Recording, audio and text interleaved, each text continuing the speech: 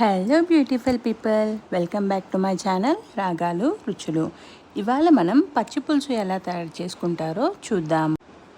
ముందుగా ఒక జార్లో పచ్చిమిర్చి, కొత్తిమీర, పుదీనా, నువ్వులు, ధనియాలు, మిరియాలు, జీలకర్ర ఇవన్నీ తీసుకొని లూజ్గా పేస్ట్గా చేసుకోవాలి. ఈ విధంగా పేస్ట్ చేసుకుంటే పచ్చి పులుసు చాలా టేస్టీగా ఉంటుంది. ఒకసారి ట్రై చేయండి. ఈ పేస్ట్ని పక్కన పెట్టుకొని అరచేతు నిండా చింతపండుని తీసుకొని వేడి నీళ్ళలో నానబెట్టుకోవాలి. వేడి నీళ్ళలో నానబెట్టుకున్న తర్వాత దాంట్లో నుండి చింతరసాన్ని ఇలా తీసుకోవాలి. దీంట్లోకే కొన్ని వాటర్ పోసి ఇందాక తీసుకున్న పేస్ట్ని దీంట్లో మిక్స్ చేసుకోవాలి. ఇప్పుడు దీంట్లోనే కొంచెం ఉప్పు, కొన్ని ఉల్లిపాయలు యాడ్ చేసుకోవాలి. కొద్దిగా కారం ఇష్టపడే వాళ్ళు కారం కూడా యాడ్ చేసుకోవచ్చు.